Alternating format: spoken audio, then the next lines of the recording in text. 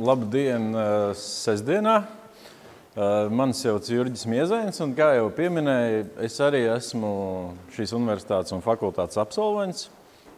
Ļoti sen gan. Tiešām jau vajadzētu kaut kad atgriezties arī mācībās, un tas tā pēdējā laikā domas ir. Bet es tiku uzrunāts no LMSP puses jau labu laiciņu atpakaļ. Pirms es vēl, tā teikt, metos atpakaļ savos kādreizējos jaunajos pienākumos kā ekonomikas ministrijas parlamentārais sekretārs.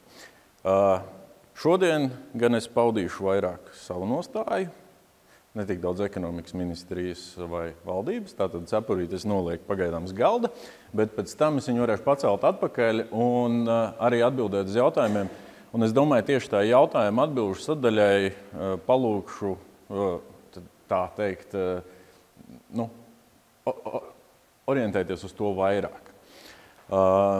Tā kā pēdējās nedēļās man ir bijis tāds super intensīvs darba grafiks, tad prezentācija, kā jūs minēju, ir tapusi faktiski tikko svaigi no presēm. Studenti, es domāju, to ļoti labi zina, kāds notiek un kā ir pareizi. Līdz ar to tas, ko es mēģināšu pastāstīt, strukturēti ir, kāda tad ir enerģētikas politika Latvijā, kas viņu nosaka, sākot ar normatīviem, kā viņi ir ietverta, kas viņu veido un kāpēc viņu veido. Nākamajā sadaļā es vairāk pieskāršos tam, kur ir mūsu iespējas šobrīd, ko mēs izmantojam, varbūt neizmantojam, un kā tautsaimniecība kopumā ir ietekmējis šis energoresursu pēdējo gadu nosacīt īslaicīgais šoks, kas ir tāda turbulence vēl šobrīd. Un kā tie pasākumi, kurus valsts Latvijā ir veikusi, ir sekmējušies vai tieši kaut kādos gadījumos pat nesekmējušies ar šiem rezultātiem. Un cik tas beigās mums ir izmaksājis. Tā kā sāksim.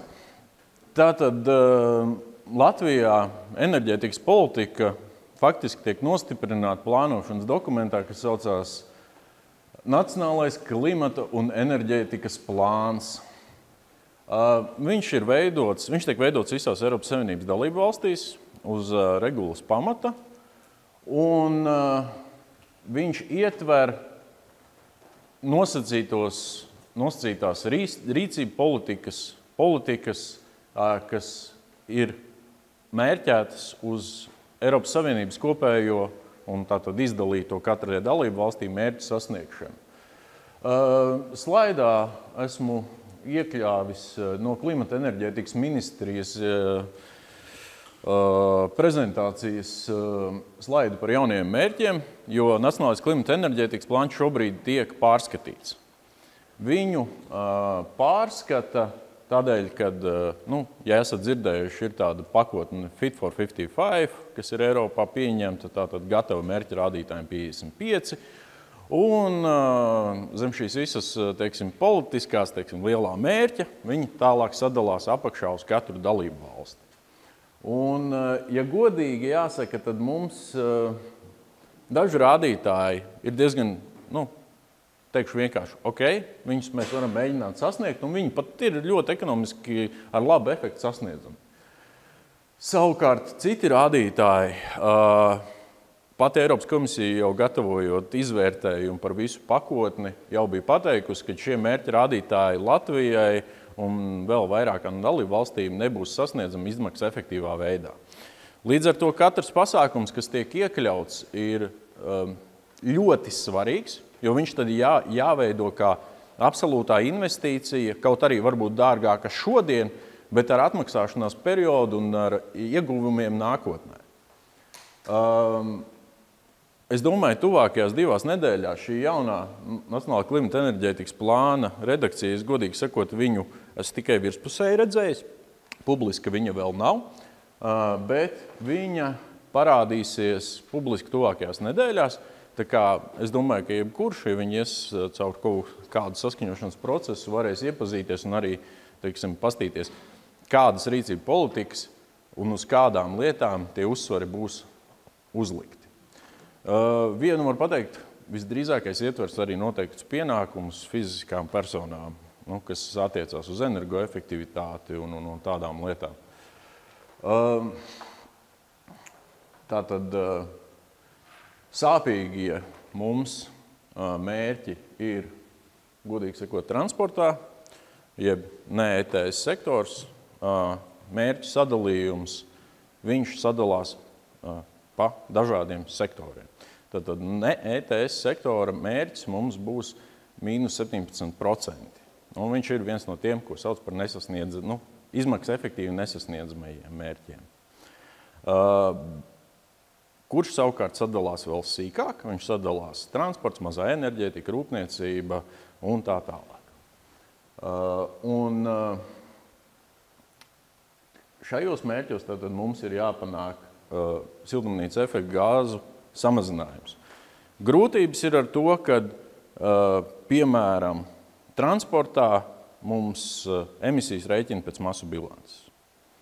Un nevienmēr matemātika, kā to aprēķina, ir matemātika, kāda tā ir dabā. Ja, piemēram, ja mēs skatāmies uz automobīļiem, ko mēs iegādājamies, viņiem visiem liek CO2 uz kilometriem. Tad lielajā matemātikā savukārt šis faktors īsti neieiet, jo tur skatās, cik ir nosacīti litrā dīzeļdegvielas pēc formulas ogleklis. CO2, jeb CO2 ekvivalents. Un tad attiecīgi pēc masu bilants tā arī aprēķinās. Līdz ar to tas variants ir mainīt degvielas tipu. Un tad jautājums ir, uz ko mainīt. Kas ir tie virzieni, kurus iet? Mēs daudz esam dzirdējuši par elektromobīļiem, par elektrifikāciju transporta. Jā, ļoti labi, bet viņi ir ļoti dārga. Alternatīvas ir vēl tāda sadaļa. Un savukārt alternatīvās degvielas nevienmēr var būt atjaunojums, viņas var arī būt fosils. Galvenais uzdevums ir, lai viņām šis emisija apjoms ir zemāks. Tātad tas ir dabas gāze un sašķidrinātā naftas gāze. Viņām emisija apjoms pret, teiksim, benzīnu dīzeli ir krietni zemāks. Līdz ar to viņu izmantošana arī veicina mērķu sasniegšanu šajā sadaļā. Protams, ne tik apjomīgi kā paņemot elektroenerģiju, bet lētāk, teiksim tā, lētāk šobrīd. Kā viens no tādiem arī faktoriem, kāpēc varbūt Latvija izjuta to enerģētisko krīzi, kas tikko bija sāpīgāk kā citas dalību valstis, ir tas, kādus resursus mēs patērējam. Un kāda ir mūsu atkarība, teiksim, no ārējiem tirgiem. Un īpaši atkarība no tiem tirgiem, kur mums ir viens piegādātājs. Ja mēs redzam, šis ir IEA sagatavotie, teiksim, valstu pārskati, un katrā dalību valstī, teiksim, kāda energoresursi dominē. Mums ir diezgan krāsains, kas nav ne labi, ne slikti.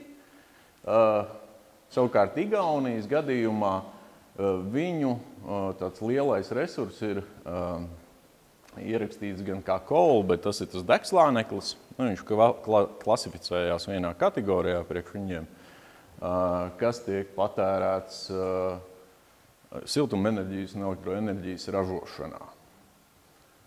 Savukārt mūsu gadījumā ir nafta, šī dabas gāzes patēriņš diezgan liels, jo mums ir elektroenerģijas ražošanā lielās jaudas, kas ir termoelektrocentrāla 1 un 2 ar kopējo jaudu 900 megavati. Šīs ir tās jaudas, kas mums veido, godīgi sakot, lielāko lāču tādu tiesu no dabas gāzes patēriņa. Un tādēļ mums, piemēram, parādās tā situācija, kad gāze ir šausmīgi dārga palikusi, un tad pēkšņi elektrība uzlec. Un kāpēc ir tā? Kur ir tā sakarība? Tā sakarība ir tieši tāda, ka Eiropā kopumā, ejot dekarbonizācijas ceļu, tādas patstāvīgās ģenerācijas jaudas tika uzstādītas uz termoelektrocentrālēm, kas darbināmas ar dabas gāzi. Jo emisija pēdi ir mazāka kā oglei, kūdrai, biomasai un tā tālāk. Un tad tas ir rezultāts šobrīd tāds, ka Eiropa kopumā bija kļuvusi ļoti atkarīga no Krievijas kā piegādātāja tieši dabasgāzei. Kādi mums tad Latvijā dominē šie energoresursi? Pamatā tie ir importētie fosilie energoresursi. Kaut arī mēs esam it kā ļoti bagāta valsts šajā ziņā ar resursiem, mums viņi ir daudz. Bet, protams, arī mēs saprotam, ka mēs nevaram izcirst visus mežus un sadedzināt, un tas arī nebūs īsti zaļi, īsti labi un ilgspējīgi. Bet mums ir arī tāda lieta kā kūdra. Šeit es runāju atkal savu personisko viedokli. Un šis tiešām mans personiskais uzskats un viedoklis, ka tas ir resurs, ko mēs varbūt pārāk maz novērtējam enerģētikā, jo ir arī risinājumi tehnoloģiski, kā mēs varam samazināt šo emisiju pēdu šim resursam, bet te ir jautājums vairāk par diskusiju, cik viņš ir atjaunojams vai viņš ir atjaunojams un par to, kādi būtu vienotie spēles noteikumi visur Eiropā. Jo pēc savas būtības Latvijā pie esošiem iegūs apjomiem viņš sanāk lēni atjaunīgs, jeb bilance nepārtraukti, teiksim, nevar teikt nepārtraukti, bet ja paņem 10 gadu griezumā, viņa ir pozitīva, tātad kūdra mums atjaunojās ātrāk, kā mēs viņu iegūstam. Bet, savukārt, ja mēs paņemam citas valsts, kā piemēram Vācija, tad tur ir pilnīgi cits skats uz to. Jo viņi tiešām izmanto šo resursu un viņiem viņš tik ātri neatjaunojās, jo klimatiskie apstākļi to arī ietekmē un arī, protams, cik daudzi, teiksim, tādas teritorijas, kurās ir purvi, dažādi veidi. Protams, kad ir saule, ir vējš un lielākā, teiksim, tāda otrā, ne otrā, bet pirmā lielākā ģenerācija mums ir hidro. Hidroelektrostacijas, kas mums ir Daugavas kaskādas, viņas sastāda atkarīgas no gada līdz pat 70% elektroenerģijas ģenerācijas, ko mēs šeit varētu, teiksim, ja tā paņemam, cik mēs šeit patērētu. Bieži vien ir tas jautājums, kāpēc mums ir pašiem savu lielā ģenerācija, kur mums kopā sanāk tuvu 90% pašpietiekamību un kāpēc mums tās cenas ir tik augstas. Tur es īstenībā varbūt pat pie pirmspēdējā slaida varēšu izstāstīt, jo tur man tāda smukāka bildīte, bet tā būtība ir tāda, ka mēs esam savienoti. Mēs esam savienoti ar Lietuvu, Igauniju, Somiju. Dažos brīžos, jā, tas mums ietekmē to, ka mums tā cena iet uz augšu. Savukārt citos brīžos, kad mēs varam importēt lētāku elektroenerģiju, piemēram, no Somijas, ja atceramies, bija šīs negatīvās cenas vasarā biržā, kur bija ar mīnus zīmi, ja tev piemaksā par to, ka tu patērē. Tad tas bija tieši saistīts ar to, kad bija pārāk liela ģenerācija Somijā, un ja viņi ir pārāk liela, tad viņu mēģina caur starpsavienojumiem sūtīt ārā, cik vien var. Jo tas mīnus elektroenerģijai ir, ka viņas dzīves termiņš ir ļoti īss. Viņa vienkārši nav tā.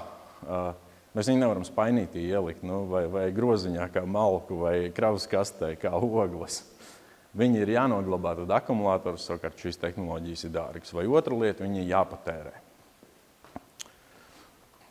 Un es jau minēju arī par to, ka mums ir šīs mazās izmaksas efektīvās pozīcijas uz emisiju samazināšanu. Un šis ir slaidiņš tieši no Eiropas Savienības, Eiropas komisijas izvērtējuma, kurā tad mēs šeit parādāmies ar to, ka mums ir samazināts iespējas ne tikai uz CO2, ne tikai uz būvniecības sektoru un uz transportu, bet mums viņas ir faktiski visos segmentos. Mums nav liela tā manevra iespēja. Jau daudzām valstīm ir, piemēram, 3 reizes vieglāk nozaļināt šo pašu rūpniecību vai panākt kaut kādas teritoriju piesaists, jeb apmežošanu veikt lielāku. Mums Latvijā 53,6% mežainība. Un vēl mīnus ir tāds, ka mums šie meži ir ar lielu vecumu struktūru. Un tas ir tas lielais strīds, kur šobrīd ir tā politiski ļoti skaļi tas skan. Kāpēc ministrijas piedāvā pēkšņi cirst vairāk? Kas ir tas pa iemeslu, kāpēc mums jāizcert mūsu vecie meži smukie un bioloģiski daudzveidīgi bagātie? Tādēļ, kad ir pretruna divās politikās.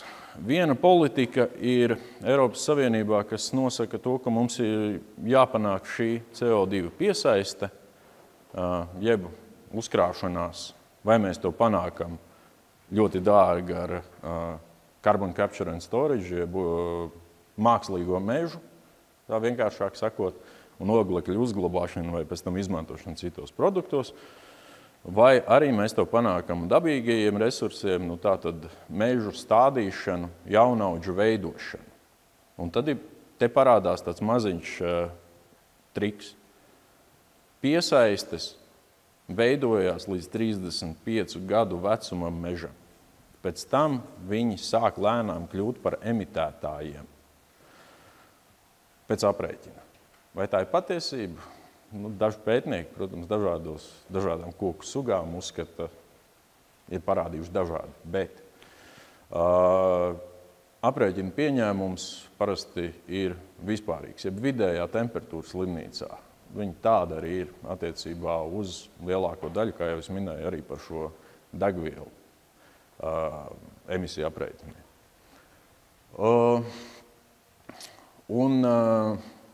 Šobrīd mums ir līdz 2030. gadam jāsasniedz mīnus 644 kilotonnas CO2. Savukārt mūsu mežu vecums ir ļoti liels. Tātad mums meži, kuriem šobrīd būtu piesaistes fāze, ir salīdzinoši maz. Mēs varam veidot jaunus mežus, bet, ja mēs veidojam jaunus mežus, mēs samazinām lauksaimniecības zemes. Mēs samazinām tas teikums, kur meži ienāk pilsētā, viņš var kļūt pat satīriski smieklīgs. Jo vienkārši jebkura paplašināšana tajā pašā laikā ir uz kaut kā cita rēķina. Jā, ir kaut kādas teritorijas, tad augsnes ar mazu vērtību lauksaimniecībai, kas ir šobrīd ar krūmājiem, ja viņas apstāda ar augstvērtīgu mežu, uztais melorāciju, izdara šo sagatavošanos. Jā, tas viss ir labi, bet tas būs niecīga daļa no kopējā. Savukārt, valstīm, kurām ir maza šī mežainība, viņām pirmkārt tas mērķis ir zemāks, jo viņu sadalīja kaut kā ļoti saudabīgi Eiropas Savienība, tā ka tiem, kuriem ir daudz mežu, ir lielāks mērķis.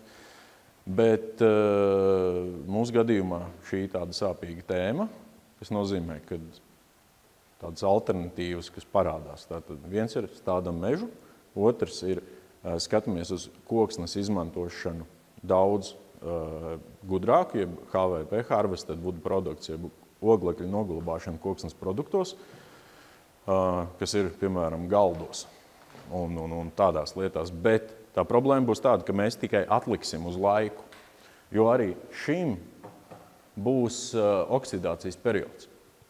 Tad tas būs 30 gadi, 50 gadi. Pēc 50 gadiem mēs varam saņemt visas emisijas, ko mēs šodien saražojam galdus. Otra lieta ir, ka ne visas emisijas ir eksportējamas emisijas.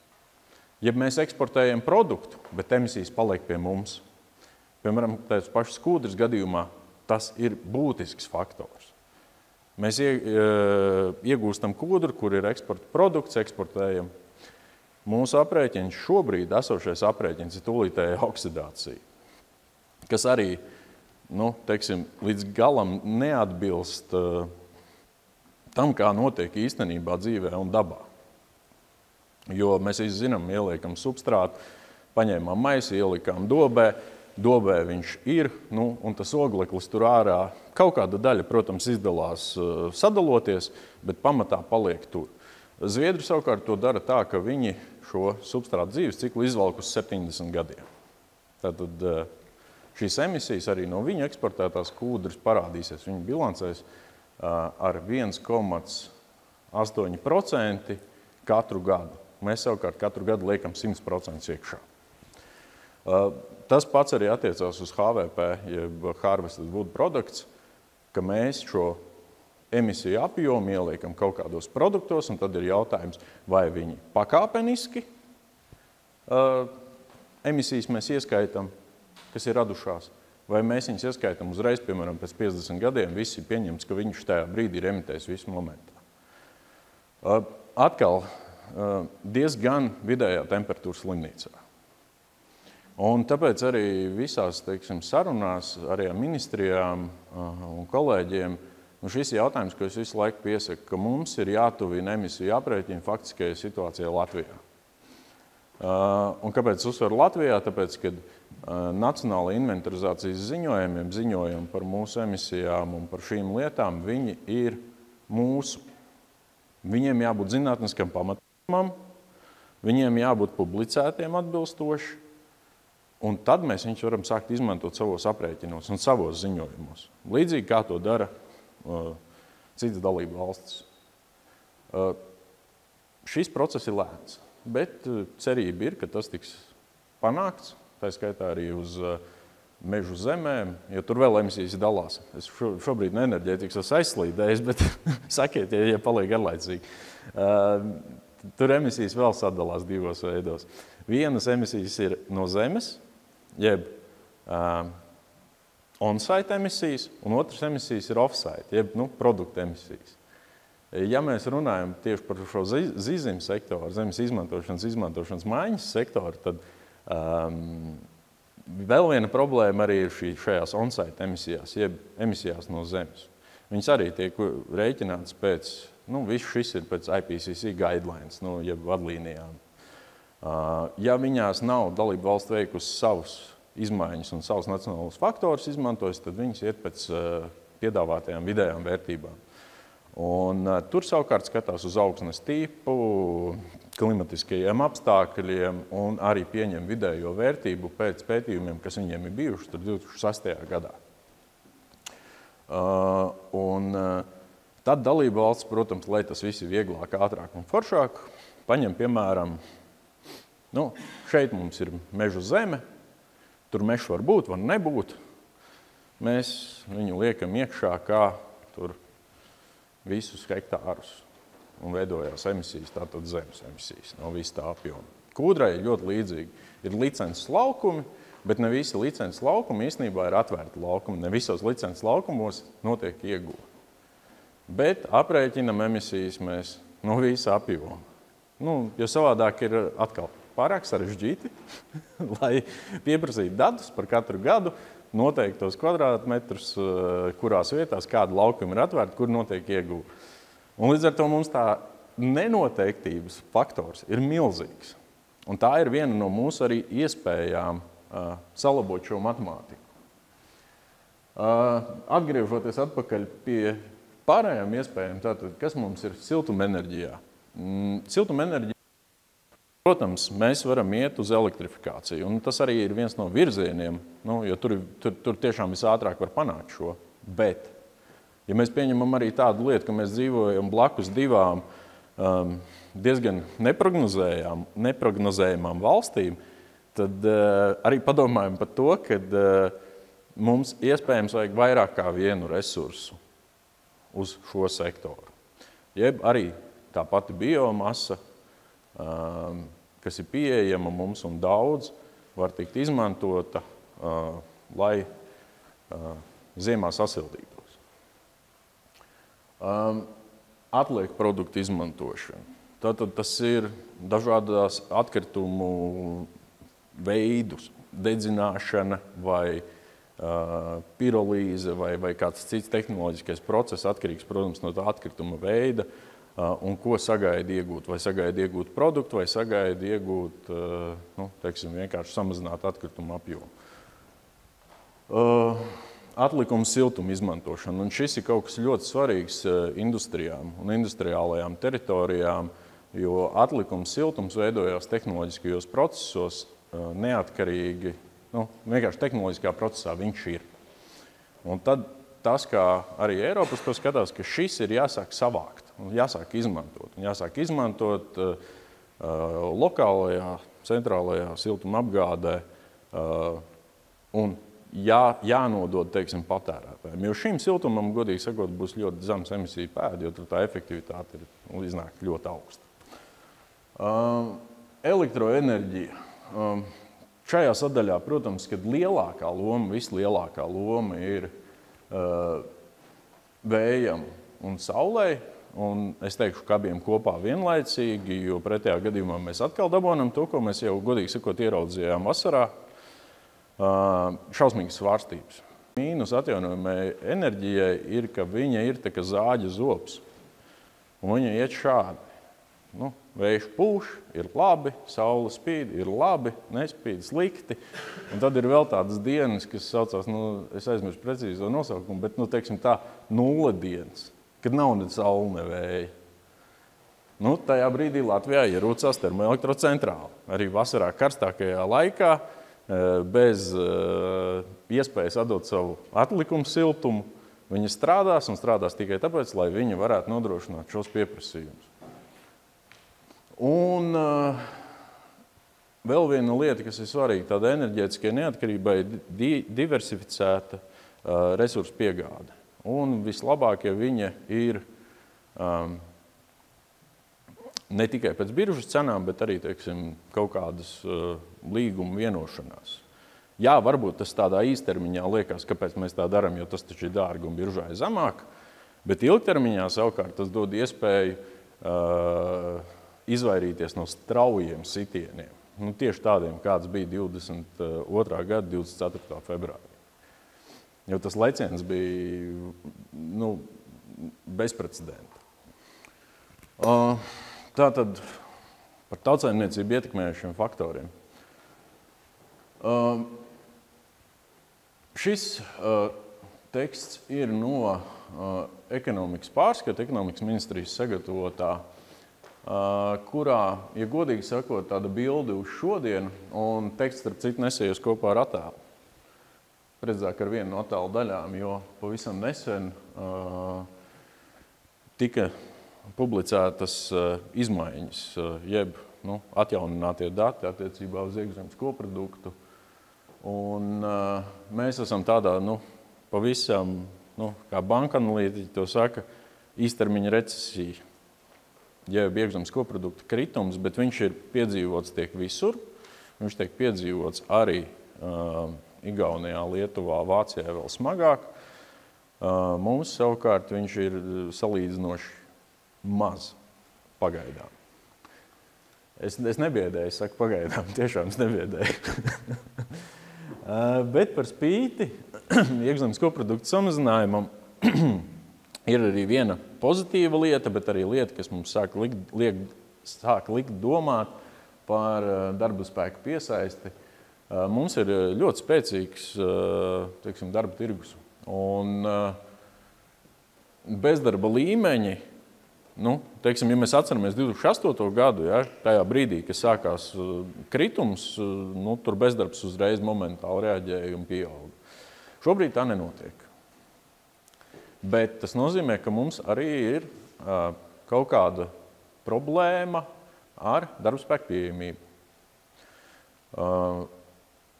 Un tas ir tas, ko arī mums ļoti signalizē uzņēmēji, ka mums ir jāsāk domāt par tādu gudru, bet relatīvi atvieglotu darba spēka piesaisti.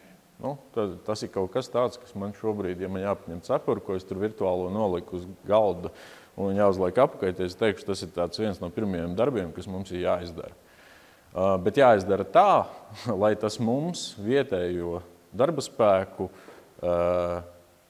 neietekmētu negatīvi, jeb nesāktu krist darba algas, jo nedrīkst veidot produktivitāti uz lēto darba spēku. Tas vienkārši nav ilgtspējīgi.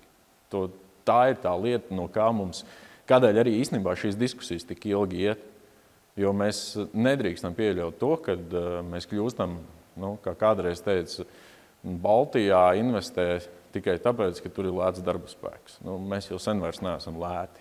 Un es arī negribētu, lai kādreiz tas tā atgrieztos. Jo mums ir jābūt izglītotiem, profesionāliem, produktīviem un jāpelna labi. Tas ir tāds visiem saprotama lieta.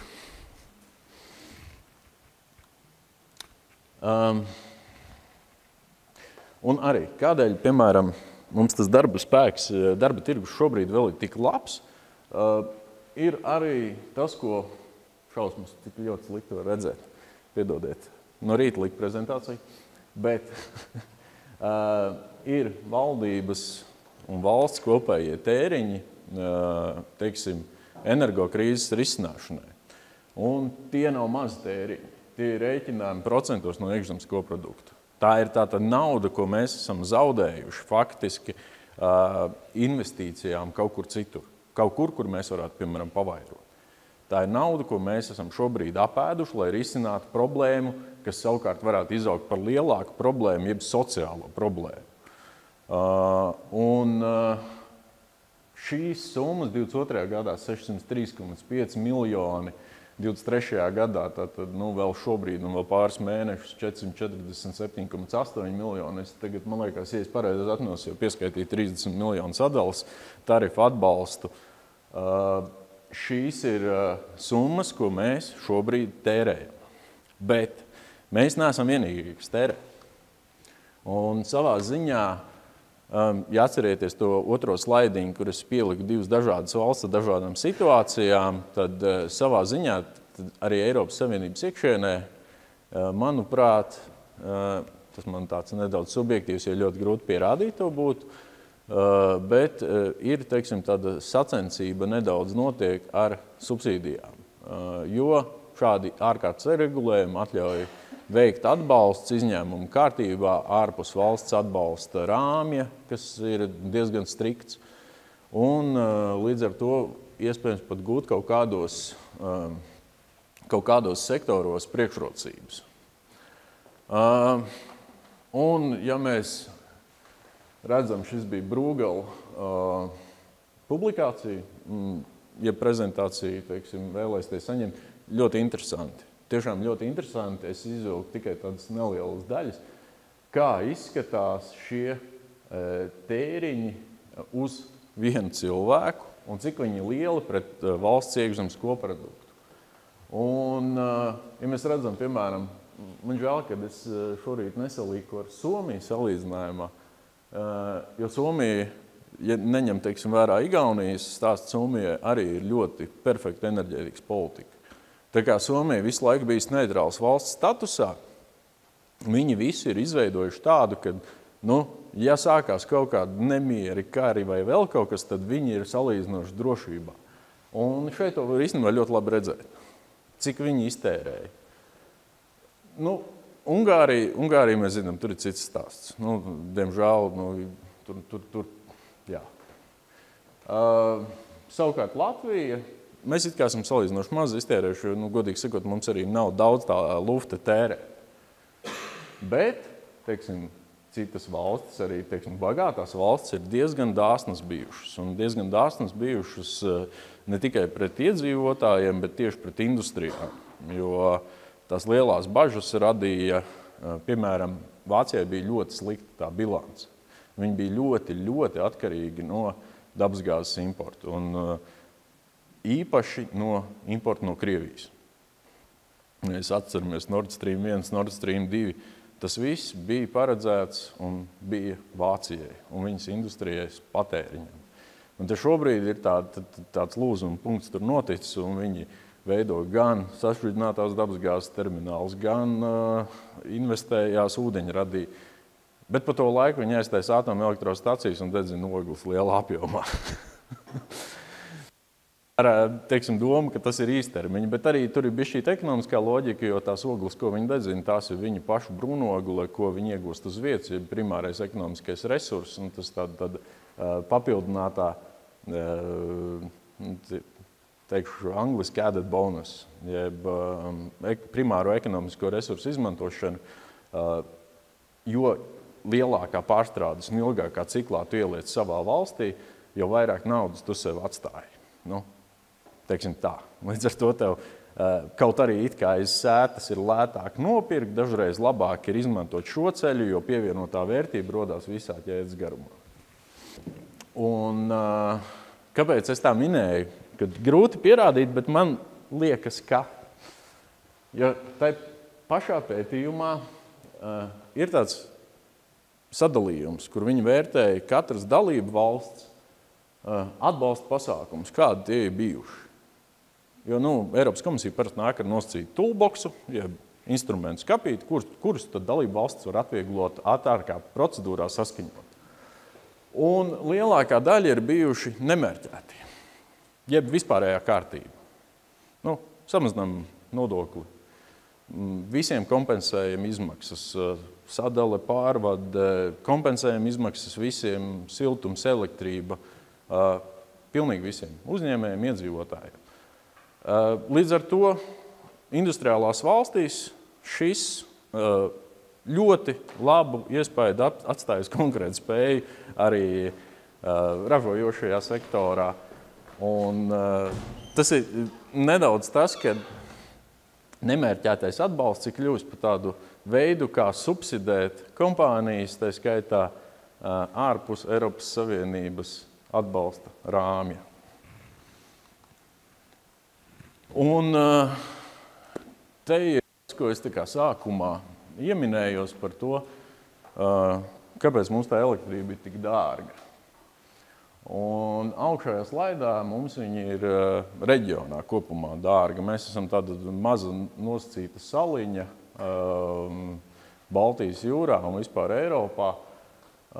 Mums nav lielas jaudas savienojumi ar Skandināvijas pusi. Mums tagad ir 1 vai 2 savienojumi ar Somiju. Mums uz leju ir uz Poliju, bet problēma ir tā, ka visā reģionā ģenerējošos jaudas, kas ir, viņas ir ar deficītu un ar lielu deficītu. Ja Latvijai tie ir tur līdz 20%, atkarīgs no gada un patēriņa elektroenerģijai, tad Igaunijai un Lietuvai un Polijai tā skaitā ir ļoti lieli deficīti. Viņi ir ļoti lieli importētā elektroenerģijai. Un mēs tā īsti arī nedrīkstētu darīt, kad pie robežas pārcērtam vadus, jo mums arī kaut kādā brīdī vajadzēs kaut ko importēt. Un Eiropas Savienība arī īsti to nepieļauj, ka mēs tā varētu darīt. Viņa nostājās vidēji pa visu reģionu. Un tad ir kaut kādi brīži, kad atšķirās, kāpēc Igaunijai ir lētāk nekā Latvijā. Un tad, ja redz augšā tādu zīmīti ar tādu stabu, tas nozīmē, ka ir bijis bojājums uz starpsavienojumu vai starpsavienojumu plānotais remonts, kas samazinājis caurlaidību attiecīgajā starpsavienojumā.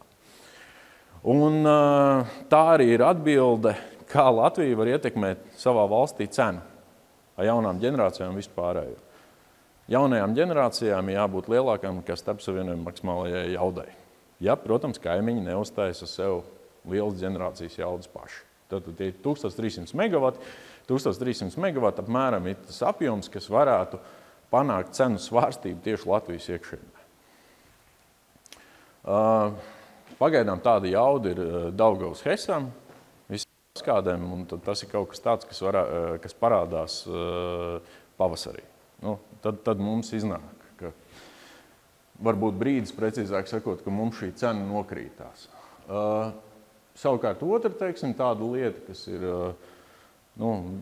divas lietas cilvēks redz vislabāk, tātad tā ir elektrības cena un degvielas cena.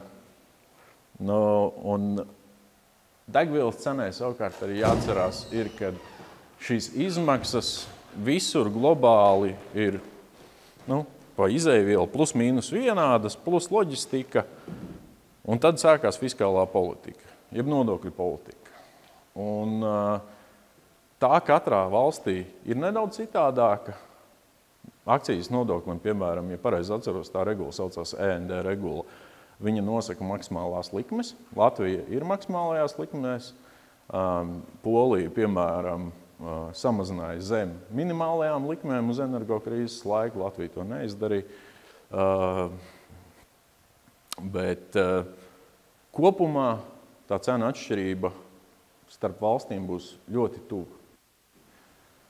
Un pārējās lietas, kas mums, piemēram, bišķīt sadārdzina, mums ir, tāda lieta, ka mums arī jātaisa ir naftas rezerves, likts arī degvielas cenā pie sūkiņa. Tā universālā patiesība ir, ka jebkura investīcija, jebkura darbība, īpaši enerģētikas sektorā, par viņu vienā vai citā veidā samaksās patērētājs. Un arī izstrādājot tās politikas, par šo ir ļoti jāatcerās. Jo, piemēram, šobrīd baigi topā temats ūdeņradis. Kāpēc ne? Var. Uzliekam pietiekami liels vēja jaudas, sākam ražot intensīvu ūdeņradi, bet viss tā pavadošā infrastruktūra, kas jāuzbūvē, viņa šausmīgi dārga. Līdz ar to viņu vienā dienā neuzliks. Un tad jādomā, kā šīs izmaksas vai nu tie kaut kāda ārēja finanšu resursi, jeb investīcijas, tātad investīcijas, kas varētu būt vai nu uzņēmumu pašu investīcijas ar ilgiem atmaksāšanās periodiem, kur viņi tā rēķinās, ka viņi būs tur 20, 30 gadi, vai tie būs Eiropas Savienības fondi, kas pēc idejas, godīgi sakot, tāpatās mūsu nodokļu maksātāja nauda kaut kādā mērā, kas šo visu līdzfinansēs, samazinās to investīciju risku un investīciju apjomu. Jo, ja mēs aizējam šādā veidā, ka skatāmies tikai uz mērķi, skatāmies tikai uz to veidu, ko mums jāsasniedz, mēs dabūsim beigās, ka mums jau tā pie dārgām cenām viņas būs vēl dārgākas. Jā, viņas būs dārgākas kaut kādu laiku gan, jo ar laiku jau tās tehnoloģijas un viss attīstās un atmaksāšanās periodi iestājās un tā tendence būs uz leju ejošu, bet tas īstermiņš enerģētikā kopumā ir 10 gadi vismaz. Un tādēļ arī tas, ko es aicinu arī savus kolēģus vienmēr izmantot veselo saprātu. Vienmēr domāt ar veselo saprātu, īpašu gadījumos, ja mēs modelējam. Piemēram, tas pats Nacionālais klimata enerģētikas plāns modelēts ar TIMES modeli. TIMES modelis ir ļoti labs, un viņš, man liekas, priekš Latvijas gadu TIMES plus ir papildinājums modelis. Bet ir arī daļas, ko neievērtē. Beigās var būt ļoti dārgas. Piemēram, tas, ko es esmu dzirdējis, kad varētu būt jautājums par starpsavienojumiem un pārvadi un sadali. Šajā modelī tas nav ņemts vērā. Jeb pieņēmums, ka mēs uzliksim, un es domāju, ka mēs uzliksim diezgan liels vēja jaudas Latvijā un saules jaudas Latvijā, mums ar vienu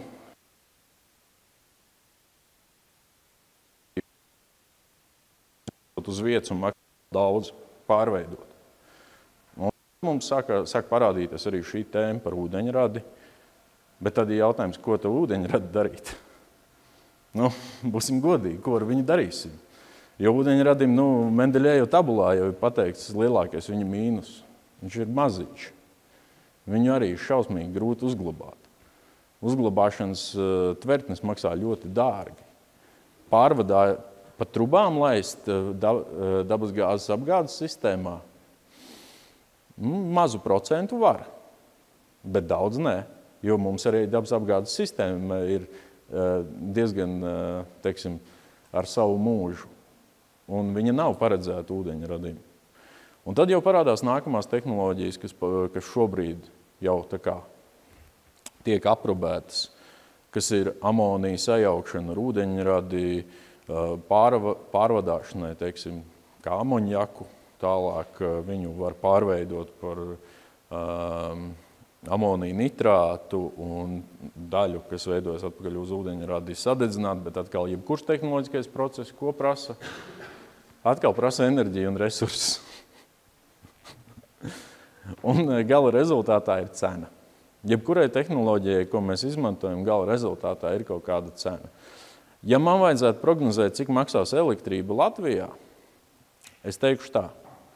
Ja mēs pareizi šobrīd stimulēsim elektroenerģijas patēriņu, un mana doma būtu, ka tas ir jādara varbūt ne tik daudz mājsaimniecībām, jo tas var uzlikt pārāk lielu investīciju nastu, bet tas būtu jādara tieši, teiksim, industrijai, industriālajiem objektiem un cehiem un tādām lietām, tad patēriņa palielinājums mums parādītos uzreiz tirgus. Un tirgus, ja parādās, tad parādās arī piedāvājums ienākt jau uz biznesa nosacījumiem bez valsts subsīdijām jaudu uzstādītājiem. Un, ja mums tas izdosies, tad pirmām kārtām mums būs darba vietas, mums būs atzimusi nosacīta industrija, kas būtu smagāka industrija, zaļāka industrija un labi apmaksāta industrija. Ja savukārt turpināsies tā tendence, kas ir šobrīd un pēdējo 10 gadi, godīgi sakot, mums samazinās elektroenerģijas patēriņš. Kas liekas ļoti netipiski. Kāpēc? Mēs taču tik daudz runājam par elektrifikāciju, par elektrības izmantošanu un par vispārējo. Samazinās viņš tāpēc, ka pirmais, mēs paliekam bišķi mazāk. Otrais, ir vēl viena politika, kas ir pretrunā. Energoefektivitāte. Mēs esam kļuvuši energoefektīvāki. Jeb energoefektivitāte mums arī pieprasa samazināt dažādu energoresursu patēriņu. Mājas siltināšanas, LED lampas, šie visi pasākumi, viņi dienas beigās samazina patēriņu. Arī rūpnīcās, industriālos objektos, ja mēs skatāmies uz kādreizējiem, piemēram, elektrodzinējiem, kas ir bijuši izmantoti, tad viņu efektivitāte pret modernajiem, tur ir vairāk kā par pusi.